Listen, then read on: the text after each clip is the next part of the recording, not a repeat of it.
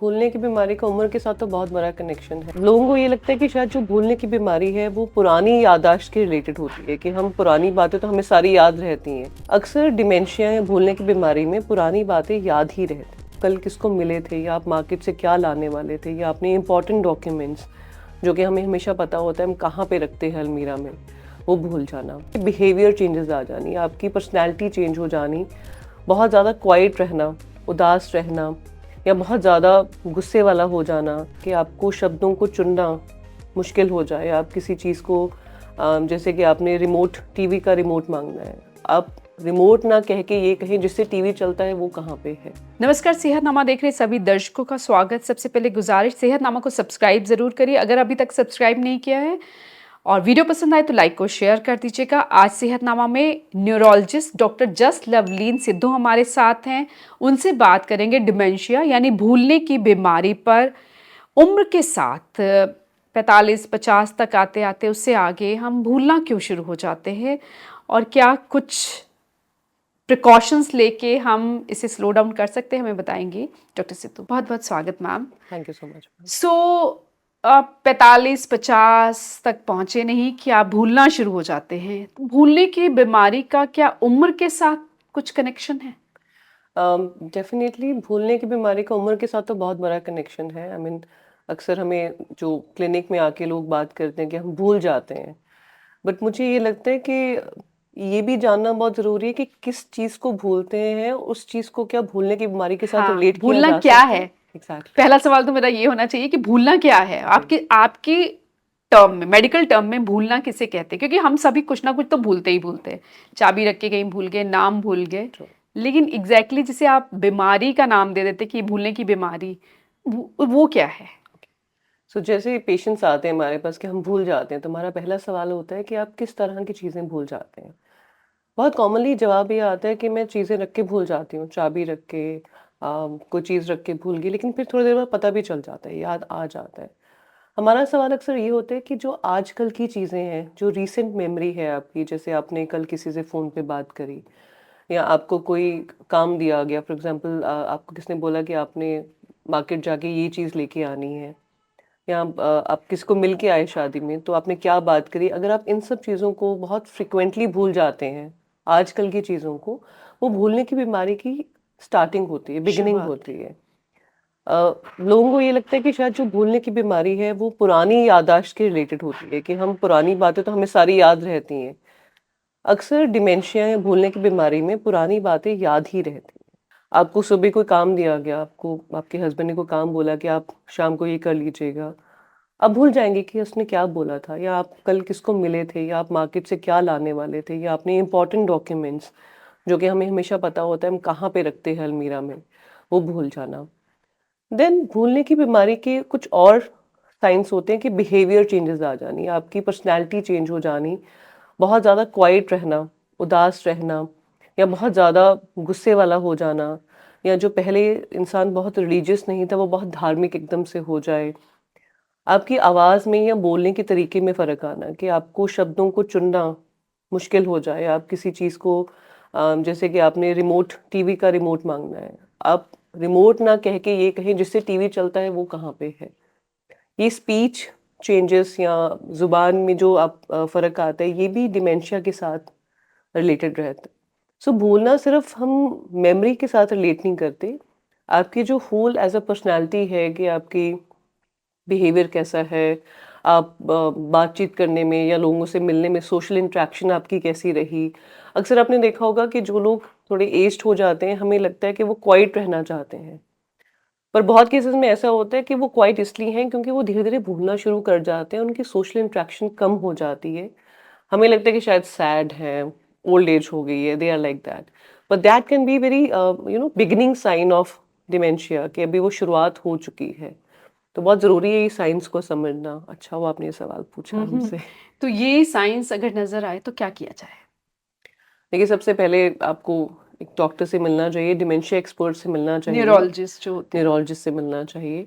Neurology में आगे हम डिमेंशिया की स्पेशल ट्रेनिंग करते हैं, तो अगर आप किसी रेगुलर डॉक्टर को मिलते हैं तो शायद वो इस चीज़ को ये कह के टाल सकते हैं कि शायद कुछ नहीं है, एज है। और अक्सर लोग भी इस चीज़ों को एज के साथ रिलेट करके इसको साइड पे रख देते हैं, बट बहुत ज़रूरी है जब आप डिमेंशिया एक्सपर्ट से मिलेंगे, उनको ये बातें बताएंगे कि कुछ चेंजेस आ गई हैं, वो उसके टेस्ट करते हैं। उस टेस्ट करने में एक हमारा मेमोरी टेस्ट होता है, there is a set of questions जो हम सवाल पूछते हैं पेशेंट से, जिसके बेसिस पे हम उनको नंबर देते हैं, स्कोर देते हैं, उसके बेसिस पे हम डिसाइड कर पाते हैं कि ये डिमेंशिया के किस स्टेज पे हो सकते हैं।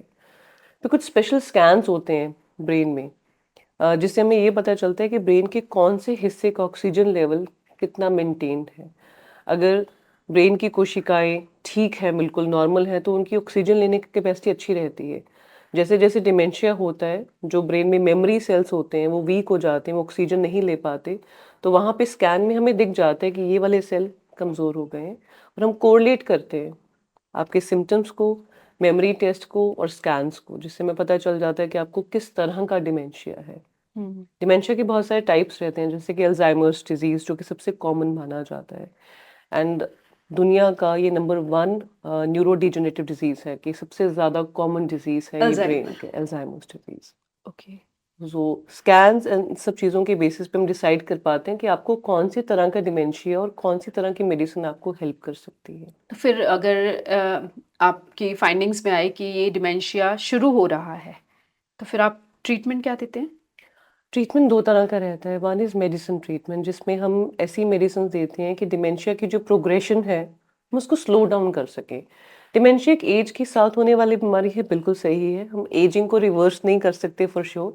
कुछ ऐसी मेडिसिन्स रहती हैं जो ब्रेन के उन केमिकल्स को जो कम हो जाते हैं, जिसकी वजह से डिमेंशिया होता है, हम रिप्लेस करते हैं, या फिर उन केमिकल्स का कम होना उन सेल्स को स्ट्रॉन्ग करते हैं कि वो केमिकल्स कम जल्दी ना हों। सेकेंडली सबसे इम्पोर्टेंट जो मुझे लगता है, ब्रेन एक्सरसाइजेस। हम जैसे किसी बीमारी के लिए बोलते हैं कि आपको एक्सरसाइज करना बहुत ज़रूरी है, वैसे ही डिमेंशिया के लिए ब्रेन एक्सरसाइजेस या माइंड एक्सरसाइजेस हम एडवाइस करते हैं पेशेंट। जैसे कि? जैसे कि बड़ी सिंपल सी चीज़ है सुडोकू, जो न्यूज़पेपर में आती है, या कोई भी क्रॉसवर्ड्स, पजल्स, कोई भी एक्टिविटी जो आपके ब्रेन को चैलेंज करती है, playing chess, learning a new hobby. I tell my patients very often कि आप कोई न्यू हॉबी ज़रूर कुछ पकड़िए, नया सीखे, कुछ नया उससे सीखिए। ब्रेन की एक्सरसाइज होगी। मैं यस। चाहती हूँ ज़रूर आप बताइए कि घर में जो बड़े लोग देख रहे हैं, बुजुर्ग भी देख रहे हैं, वो कैसे अपने ब्रेन को एक्टिव बनाएं ताकि जो भूलने की बीमारी डिमेंशिया है वो उसे स्लो डाउन किया जा सके, वो क्या कर सकते हैं? देखिए, सबसे सिंपल तरीका है वॉकिंग एक्सरसाइज। एक स्टडी के मुताबिक अगर आप दिन में 7500 स्टेप से ज़्यादा चलते हैं, तो आपको डिमेंशिया होने के चांसेस कम हो जाते हैं।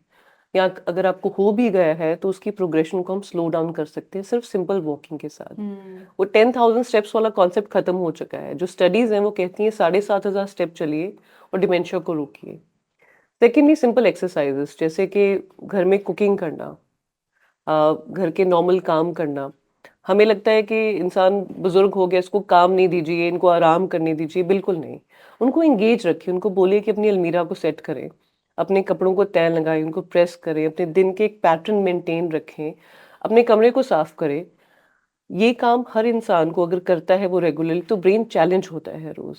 और ब्रेन को जब एक पैटर्न मिलता है कि सुबह उठ के मुझे नहाना है, अपनी चाय बनानी है, बेडशीट रैप करनी है, या क्लीन करना है कमरा, उससे ब्रेन चैलेंज होता है। तो ये सिंपल चीज़ें हैं, very nice. But it helps a lot.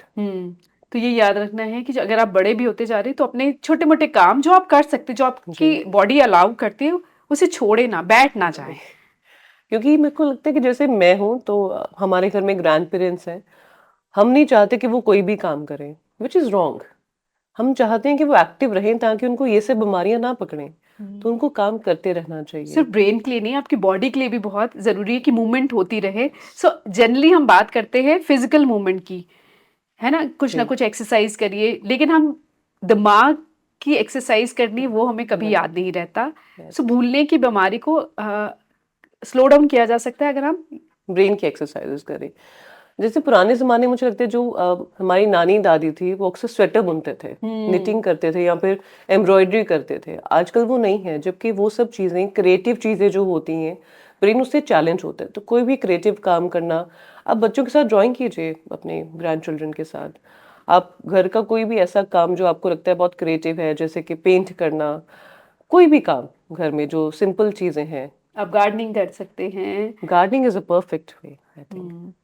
और कोई टिप्स आप देना चाहें कि ये इस भूलने की बीमारी को अ, होनी है, सबको होती है वैसे? जी नहीं। नहीं। नहीं, आई थिंक जैसे एजिंग के साथ सबके बाल सफ़ेद नहीं होते, सबके गोडे खराब नहीं होते, वैसे ही डिमेंशिया सबको नहीं होता।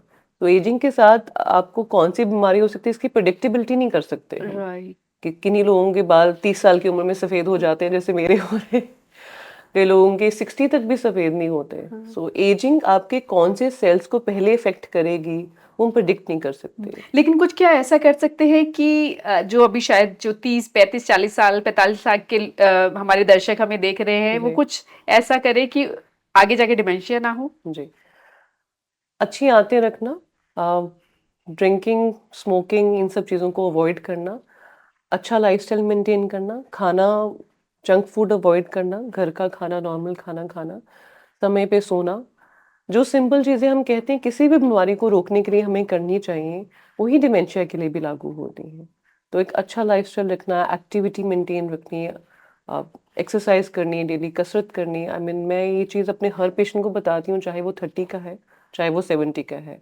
वॉक ना करें, वॉक अगर आप करें। कर सकते नहीं तो कुछ एक्सरसाइज ज़रूर करें। I think walk is the best exercise. Hmm. Any any message आप देना चाहें डिमेंशिया के जो मरीज़ हैं, वो क्योंकि जी, अलग-अलग स्टेजेस में हैं वो? यस। डिमेंशिया के मरीज़ों के लिए और उनकी फैमिली के लिए मुझे ये मैसेज देना चाहती हूँ कि सबसे ज़रूरी है डिमेंशिया को डायग्नोस करना। तो सटल साइन्स होते हैं, बहुत हल्के से साइन्स होते हैं जिनको आप मिस कर देते हैं ये सोच के, अरे दादाजी ओल्ड हो गए इसलिए किसी से बात नहीं कर रहे, या पूजा पाठ में बहुत ज़्यादा लग गए हैं, या बहुत गुस्से वाले हो गए। इनको मिस नहीं कीजिए, क्योंकि जब आप मिस कर देते हैं, पेशेंट एडवांस स्टेज में चला जाता है, तब हम आपकी बहुत हेल्प नहीं कर पाते। सेकेंडली केयर गिवर्स जो फैमिली वाले उनका ध्यान रखते हैं, मुझे लगता है बहुत ज़रूरी है उनको ये समझना कि इन पेशेंट्स के साथ बहुत नरमी से पेश आना चाहिए। वो पेशेंट भूल रहे हैं, लेकिन आप मत भूलिए कि वो उनको भूलने की बीमारी है। जिसको खुद भूल जाता है कि मैं कौन हूँ या मेरे साथ में कौन है, तो वो अक्सर कई बार फ्रस्ट्रेशन में रहते हैं, गुस्से में रहते हैं या शर्मिंदगी महसूस करते हैं, तो आपसे खुल नहीं पाते बहुत ज़्यादा। बहुत ज़रूरी है ऐसे पेशेंट्स के साथ एक इमोशनल बॉन्डिंग इंक्रीज़ करना, बहुत जल्दी थकना नहीं, क्योंकि आप अक्सर केयर कर करके थक जाते हैं कि ये सुन नहीं रहे या ये याद नहीं रख रहे, एंड उनसे बहुत क्वेश्चनिंग ना करना। हुँ। लोगों को ये लगता है कि अगर हम इनसे क्वेश्चनिंग करेंगे कि इनका नाम बताइए, आज दिन बताइए, महीना बताइए, ये नहीं करना चाहिए। इन सब चीज़ों से पेशेंट अक्सर फ्रस्ट्रेट हो जाता है, गुस्सा करने लगते हैं, क्योंकि उनको शर्मिंदगी महसूस हो रही है कि मैं भूल गया हूँ। एक 70 ईयर का पर्सन जिसने अपनी पूरी ज़िंदगी अपने बच्चों को पाला, अपने ग्रैंड चिल्ड्रन को पाला, सबको सपोर्ट किया, उनके लिए अब ये एक्सेप्ट करना कि मैं भूल रहा हूँ और इस काबिल नहीं रहा कि मैं किसी पे डिपेंड हो रहा हुँ, हूँ, is not easy. I mean बिल्कुल। इफ़ यू अगर आप अपने पे लगा के सोचें, इट्स वेरी सैड। हुँ। उनके साथ आपको बहुत एम्पैथेटिकली, इमोशनली बॉन्ड बना के चलना चाहिए। तो अगर आपको लगता है कि आप थक रहे हैं, तो आपको भी शायद डॉक्टरी सहायता की ज़रूरत पड़ सकती है। इसको अक्सर वेस्टर्न कंट्रीज़ में हम केयर गिवर बर्नट आउट कहते हैं, कि जो डिमेंशिया पेशेंट्स या ऐसे पेशेंट्स की केयर करते हैं, उनका बर्नट आउट हो जाता है मेंटली, क्योंकि वो लंबे समय के लिए पेशेंट्स की केयर बिल्कुल। करते हैं। तो आपको भी इस चीज़ के लिए हेल्प लेनी चाहिए, काउंसलिंग्स अवेलेबल होती हैं, हम हेल्प करते हैं आपको बताने में कि how can you keep yourself good, ताकि आप उनका ध्यान रख एक सकें। ज़रूर हम एपिसोड बनाएँगे कि डिमेंशिया के जो मरीज़ हैं और उनके जो परिवार वाले हैं, जी, कैसे वो खुद को ठीक रखें, जी, खुद का भी ख़्याल रखें। थैंक यू बिल्कुल। So much ma'am.